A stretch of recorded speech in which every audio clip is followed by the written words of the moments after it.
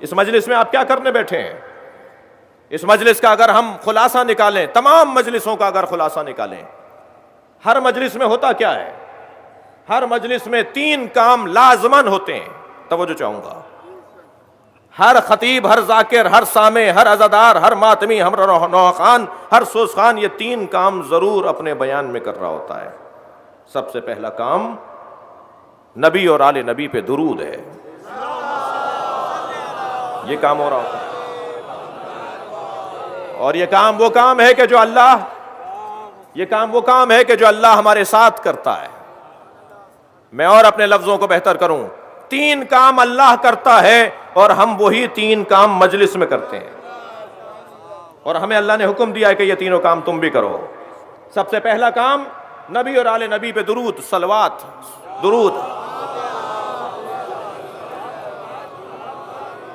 لہذا اللہ اعلان کرتا ہے ان اللہ و ملائکتہ یصلون علی النبی، اللہ اور ملائکہ نبی کے اوپر صلوات بھیجتے ہیں. یا ایھا الذین آمنوا صلوا علیہ وسلموا تسلیما، اے صاحبان ایمان تم صلوات بھی بھیجو اور تسلیم بھی رہو.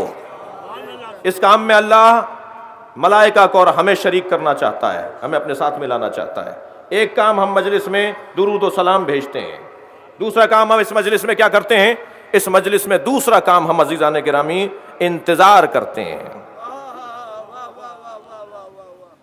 فانتظروا انی معکم من المنتظرین.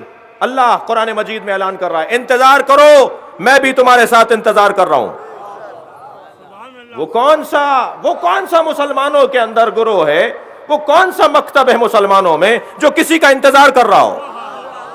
اور اللہ پکار کے کہہ رہا ہے میں بھی انتظار کر رہا ہوں، تم بھی انتظار کرو. وہ کس کا انتظار ہو رہا ہے؟ کون انتظار کر رہا ہے؟ وہ کس نظریے کے لیے جیا جا رہا ہے، زندگی گزاری جا رہی ہے؟ وہ کون سا نظریہ ہے جس کی خاطر ہم ہر قربانی دینے کو تیار ہیں؟ اس لیے کہ ہمیں کسی کے آنے کا انتظار ہے. وہ کون سی چیز ہے کہ جو ہمیں زندہ رکھے ہے، وہ جو ہمیں تازگی عطا کرتی ہے، جو ہمیں نشاط عطا کرتی ہے، جو ہمیں شادمانی عطا کرتی ہے، جو ہمیں شادابی عطا کرتی ہے؟ جی وہ ہے عقیدہ ظہور امام. یہ در حقیقت اس مجلس اعزا کا حاصل اور نتیجہ ہے. میں بیان کر رہا تھا بعثت، غدیر، عاشورہ، ظہور امام مہدی. ظہور امام مہدی کے بارے میں اللہ انتظار کر رہا ہے اور ہمیں انتظار کرنے کا حکم دے رہا ہے. عقیدہ بدا کا لفظ آپ نے سنا ہوگا، بہت سارے لوگ مجھ سے بہتر اس میں مطالعہ بھی رکھتے ہوں گے. عقیدہ بدا پر بہت سے دلائل ہمارے پاس ہیں ذوالفقار صاحب، بہت سارے دلائل ہمارے پاس ہیں. ان دلائل میں ایک دلیل عقیدہ بدا پر یہی آیت ہے جی فانتظروا انی معکم من المنتظرین. انتظار کرو، میں اللہ بھی انتظار کر رہا ہوں. اللہ اگر انتظار کر رہا ہے تو اسی کو عقیدہ بدا کہا جاتا ہے. کبھی تفصیل سے بات ہو. دوسرا کام جو اللہ کرتا ہے اور ہمیں شریک کرنا چاہتا ہے. تیسرا کام سورہ مبارکہ بقرہ آیت نمبر 159 اللہ ارشاد فرما رہا ہے الذین یکتمون ما انزل، وہ لوگ کہ جو اللہ کی طرف سے نازل شدہ چیزوں کو چھپاتے ہیں اور حق بیان کرنے سے گریز کرتے ہیں. یلعنہم اللہ، اللہ ان پہ لعنت بھیجتا ہے.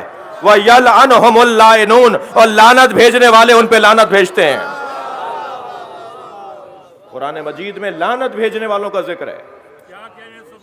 میں اپنے ان بچوں اور جوانوں سے کہوں گا جا کر ایک سائٹ دیکھیں، ریبورن اہل بیت، www.reborn اہل بیت. اہل بیت کے نئے چاہنے والوں نے جو مکتب اہل بیت میں نو وارد ہوئے ہیں، تازہ وارد ہوئے ہیں، ابھی جنہوں نے مکتب اہل بیت کو اپنایا ہے، 500 سے زیادہ وہ افراد ہیں جنہوں نے اپنے احساسات اور جذبات کو اس سائٹ پر ڈالا ہوا ہے. ان میں سے ایک مسیحی کہتا ہے میں شیعہ کیوں ہوا ہوں.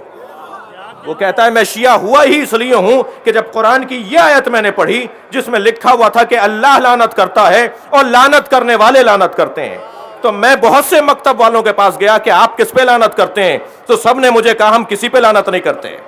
مگر میں ایک مکتب کے پاس گیا، انہوں نے کہا ہم ان پہ لعنت کرتے ہیں جو حق چھپاتے ہوں.